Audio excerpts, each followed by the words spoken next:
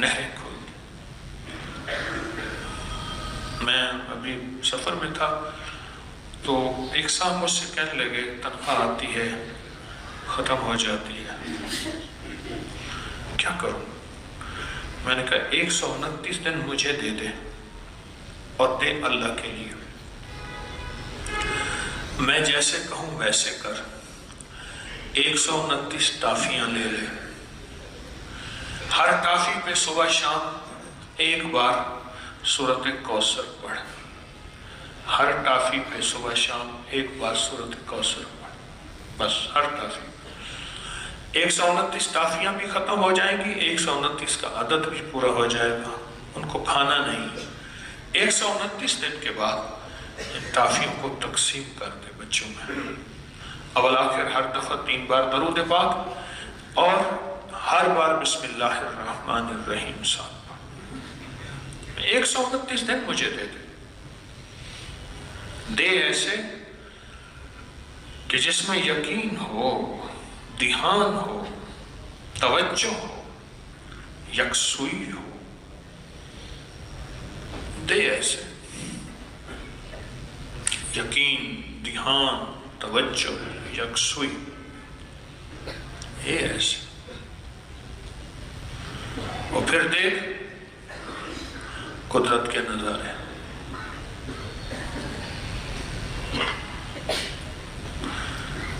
مجھے ایک صاحب کہنے لگے میں نے یہ 129 دفعہ کا صبح شام کا عمل 129 دن کیا، 129 دن کیا، کہا کہ اب 129 دن میں 2 دن باقی تھے، میں نے تاریخ لکھ کے رکھی تھی، ابھی 2 دن باقی تھے، 129 دن میں 2 دن باقی تھے، تو میں نے خواب دیکھا 129 فرشتے ہیں، ہر فرشتہ میرا ہاتھ تھام کے مجھے کوئی ایک برتن ہے وہ دینا چاہتا ہے، آخر ان میں ایک طاقتور فرشتہ ان میں سبقت پا گیا، طاقتور فرشتہ، اس نے میرا ہاتھ تھاما اور ایک برتن دیا، کہا کہ برتن ایسے نرم تھا جیسے کوئی پھل ہوتا ہے، لیکن جب میں نے اس میں کھولا تو اس میں 129 موتی تھے، اور کہا مجھے، تو میں نے ان سے کہا یہ 129 موتی کس لیے ہیں؟ کہا کہ تو نے جس یقین، دھیان، توجہ سے یہ عمل پڑھا، یہ 129 برکات عرشوں سے آئی ہیں، اور آگے جو لفظ کہا وہ ذرا سننے کا ہے، فرمایا جس کے لیے اللہ کی ایک برکت بھی آ جائے تو اللہ اس کی نسلوں کو پال کے دکھاتے ہیں، اور تیرے پاس 129 برکتیں آئی، اس کو سنبھال کے رکھنا اور اس کو پڑھنا نہ چھوڑنا۔ یہ نصیحت کی انہوں نے مجھے کہ اس کو پڑھنا نہ چھوڑنا اور اس کو سنبھال کے رکھنا، اس کو پڑھنا نہ چھوڑنا۔ 129 اس کو پڑھنا نہ چھوڑنا، اس کو سنبھال کے رکھنا۔ آپ خود سوچیں 129 بار سورۃ کوثر پڑھنے میں کتنا وقت لگتا ہے؟ 5 منٹ، 10 منٹ، 15 منٹ، 20 منٹ، 1 گھنٹہ، 2 گھنٹے، کتنے لگتے ہیں؟ ایک صاحب کہتے ہیں 8 منٹ، ایک کہتے ہیں 15 منٹ، 20 منٹ، وہ کہتے ہیں 15 منٹ۔ چلو میں 20 منٹ لیتا ہوں۔ 24 گھنٹوں میں اگر 20 منٹ اپنی اور اپنی نسلوں کے لیے صبح دے دیں اور 20 منٹ اپنی اور اپنی نسلوں کے لیے شام کو دے دیں، سودا مہنگے ہیں۔ ایک بات ذہن نشین رکھیے گا، آنے والا وقت اتنا مشکل ترین وقت آ سکتا ہے،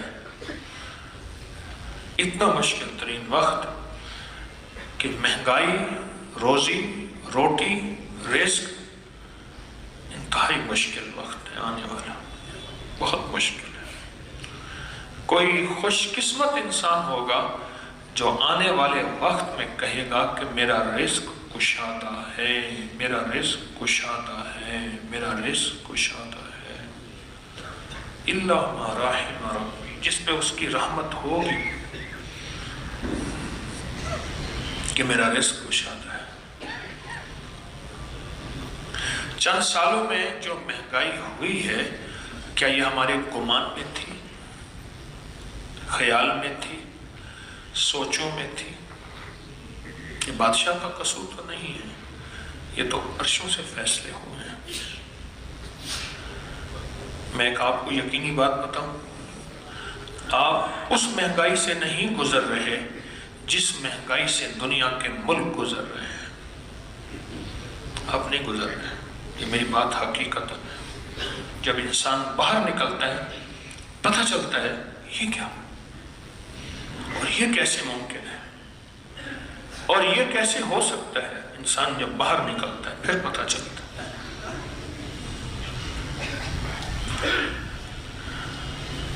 جس پہ اللہ چاہے اس میں مہنگائی کا اثر ہی نہ ہو، اثر ہی نہ ہو۔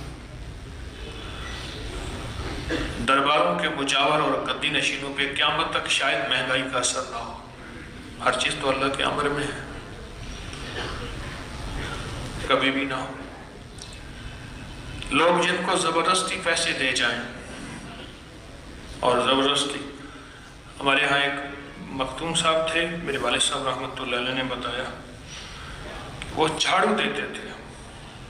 مجھے ایک دفعہ لے گیا مختوم صاحب کے پاس، ان کا باغ اور ہمارا باغ جو ہے وہ اس کو بالکل قریب قریب تھا، بہت محبت کرتے تھے والد صاحب رحمۃ اللہ علیہ سے۔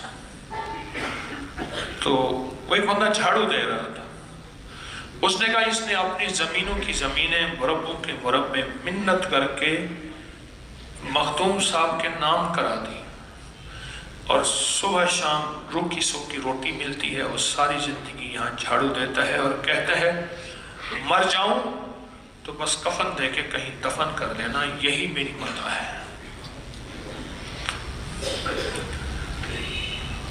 ہمیں یہ توقع نہیں رکھنی، ہمیں تو اللہ کے خزانوں سے لینا ہے کہ ہم کوئی آئے ہمیں اپنی زمینیں دے جائے، پھر ہم عیش کریں، پھر ہم بھی مخدوم بن جائیں۔ کبھی نہیں، نہ سوچیں گے نہ گمان کریں گے۔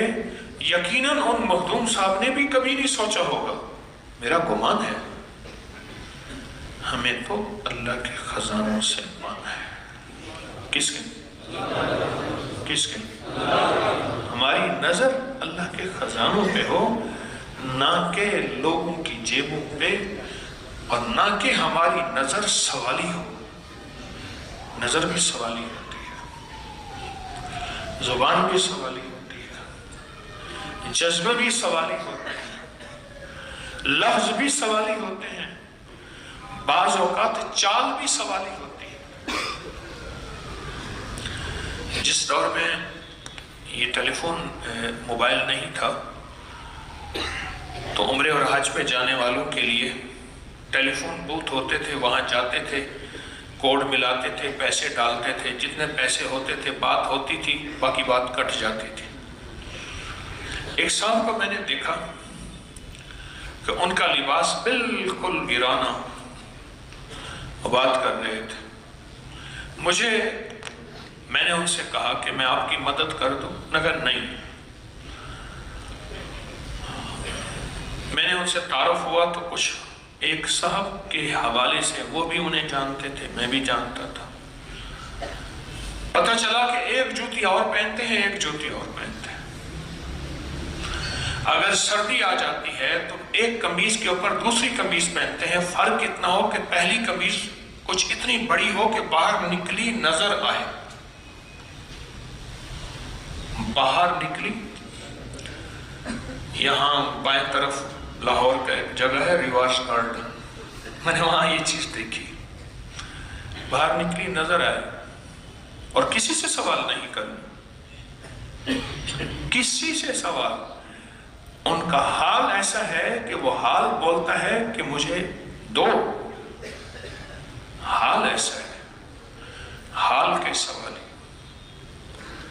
لیکن جو سورت کوثر سے محبت کرنے والا ہے وہ نہ حال کا سوالی ہوگا، نہ قال کا سوالی ہوگا، نہ چال کا سوالی ہوگا، نہ ڈھال کا سوالی ہوگا، نہ سوال کا سوالی ہوگا انشاءاللہ، نہ سوال کا سوالی۔ کیوں؟ آقا جب عرش پہ تشریف لے گئے معراج پہ تو وہ نہر دیکھی، کیا ہے؟ فرمائے اس نہر کا نام کوثر ہے۔ جبریل نے کہا اس نہر کا نام کوثر ہے۔ اور ایک بات بتا دوں، کوثر وہ پیالہ ہے، حوض ہے، جس سے میرے آقا ہر اپنے امتی کو اپنے ہاتھوں سے بھر کے دیں گے، اور اس کے بعد پھر کبھی پیاس نہیں لگے گی، ورنہ قیامت کی پیاس، ورنہ قیامت کی پیاس کوئی بجھا نہیں سکے گا۔ ساری دنیا کا جتنا پانی پئیں کوئی نہیں بجھا سکے۔ دنیا میں بھی بعض پیاس ایسی ہیں ہماری کتابوں میں کہ دنیا جہان کے کچھ پی لے پیٹ پھٹ جاتا ہے، پیاس نہیں بجھتے۔ اور بھوک ایسی ہے، ایک بھوک کو کہتے ہیں جو البقر یا جو القلب، کتے کی بھوک یا گائے کی بھوک، بندہ کھاتا جاتا ہے۔ میں نے ایک صاحب کو دیکھا، شاعر تھے، تو انہوں نے ایک بندہ رکھا ہوا تھا، گھر والے روٹی دے کے اکتا جاتے تھے، بندہ رکھا ہوا تھا جو اس دور میں ہوٹل میں جا کے ان کے لیے روٹی لاتا تھا، پھر وہ روٹی جو ہے وہ اس دور میں روٹی 2 روپے کی، 2.25 روپے کی، 2.5 روپے کی 3 روٹیاں اور سالن مل جاتا تھا، پھر وہ کھاتے تھے۔ بندہ رکھا ہوا تھا، ان کی بھوک ختم نہیں ہوتی تھی، جو البقر ہوتی تھی۔ سورت کوثر، اس کوثر آ گئی تو پھر تو سمندر کیا، دریا کیا، نہر کیا، کائنات آ گئے۔ اور یہ دریا ہمارے بتانے کے ہیں، یہ دریا ہیں، دنیا کے بڑے بڑے دریا موجود ہیں، یہ ہمارے سمجھانے کے لیے ہیں۔ جو اللہ کے خزانے کے دریا ہیں وہ کون پہچان سکتا ہے، وہ کون جان سکتا ہے؟ وہ کس کی سمجھ میں آ سکتی ہے کہ اللہ کے خزانے میں کتنے بڑے دریا ہیں اور اللہ کی بارگاہ میں کتنے بڑے دریا ہیں؟ وہ کون پہچان سکتا ہے، وہ کون جان سکتا ہے؟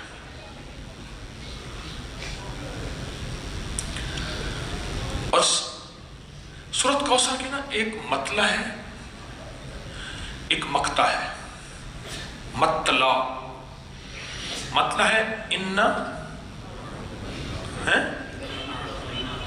آتَيْنَاكَ الْكَوْثَرَ، اور جو مقطع ہے وہ ہے اِنَّ شَانِئَكَ هُوَ الْأَبْتَرُ۔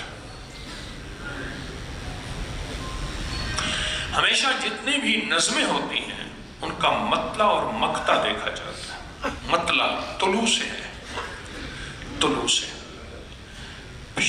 شاعری کا پہلا حصہ، اس میں کتنی جان ہے یہ ہمیں اس کا پتہ نہیں، عرب تھے نا، ان کو پتہ تھا۔ کسی نے کیا کیا، سورت کوثر کو لکھ کے کعبہ کی دیوار پہ وہ لٹکا دیا، لکھ کے لٹکا دیا۔ عرب شاعر تھے اور بے ساختہ شاعر تھے۔ بدو جو ہے وہ بے ساختہ شاعر ہوتا ہے۔ میں صحراؤں میں جاتا ہوں، ایک دفعہ وہ ایک بدو جو ہے میرے پاس آیا، کہنے لگا پیر صحیح میں آپ کے سر پہ تیل لگاؤں گا، مجھے لگانا آتا ہے۔ اس نے اصرار کیا، اس نے سر پہ تیل لگایا اور واقعی اس کو لگانا آتا تھا۔ سر پہ تیل لگاتے ہی وہ بے ساختہ، اس نے سر پہ تیل لگانے، میرے آنے، تسبیح خانے، اب کری یہ سارے نظام کو شاعری میں بیان کرنا شروع کر دیا، خود ایسے۔ میں کہا میں لکھ لیتا، خود بخود بیان کر رہا تھا، سر پہ تیل لگا رہا تھا، خود بخود بیان کر رہا تھا۔ بدو تھا، جسے ہم صحرائی روہیلا کہتے ہیں، بدو تھا، اور اس کی زندگی میں عجب نظام۔ اسی طرح یہ جو صحرائی لوگ ہوتے ہیں، عرب کے صحرا، ان کو اپنی شاعری پہ بڑا ناز ہوتا ہے۔ آج بھی کسی نے اگر عربی ادب کو پڑھنا ہے تو بدوؤں کی شاعری کے بغیر اس کی شاعری مکمل نہیں ہوتی، یاد رکھیے گا۔ آج بھی اگر کسی نے ادب کو پڑھنا ہے، عربی ادب کو، جب یہ انہوں نے لٹکایا نا، جو آئے اس کو دیکھے، یہ کیا ہے، اس کا مطلع کیسے ہے، اس کا مقطع کیسے ہے، اور درمیان میں اس کا حاصل کیسا ہے۔ فَصَلِّ لِرَبِّكَ وَانْحَرْ، بس سارے عاجز آ گئے کہ کسی کوئی آخری درجے کا اونچا شاعر ہے جس کی یہ شاعری ہے، ہم عاجز آ گئے۔ آخر ایک بڑا شاعر بھی آئے، اس نے آ کے دیکھا نا، اس نے کہا ھذا کلام ربی، تو اللہ کا کلام ہے۔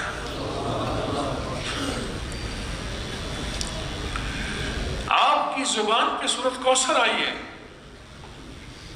تو معلوم یہ کہ اللہ کوثر کے خزانے آپ کو دینا چاہتے ہیں تو زبان پہ جاری کیے ہیں۔ عطا اس وقت ہوتی ہے جب اوپر سے شفقت ہوتی ہے، اور جب شفقت ہوتی ہے پھر عطا ہوتی ہے۔ سورۃ کوثر آئی ہے۔ پرانی بات ہے، ایک صاحب مجھے ملے، کہے آپ سورۃ کوثر بتاتے ہیں، میں جو بتاتا ہوں۔ مجھ سے کہنے لگے کہ میرے والد کہتے تھے کہ میرے پردادا، اس وقت میں چھوٹا سا تھا، میرے والد کہتے ہیں کہ میرے پردادا، والد کہتے ہیں میں اس وقت چھوٹا سا تھا، میرے پردادا کہتے تھے بیٹا کبھی روزی روٹی کا فکر نہ کرنا، کبھی فقر اور غربت کا فکر نہ کرنا، کبھی قرضوں کا فکر نہ کرنا، اور کبھی تیرے اوپر جادو کوئی حملہ آور ہو، دنیا کا کوئی بڑا جادوگر ہے، اس کا فکر نہ کرنا۔ کس کو کہتے تھے؟ میرے والد کے والد کو، میرے دادا کو پردادا کہتے تھے، اور کہتے تھے میں چھوٹے ہوتے ہوئے سنتا تھا۔ دلیل یہ دیتے تھے کہ اس کا فکر نہ کرنا، اس کا فکر نہ کرنا، اس کا فکر نہ کرنا۔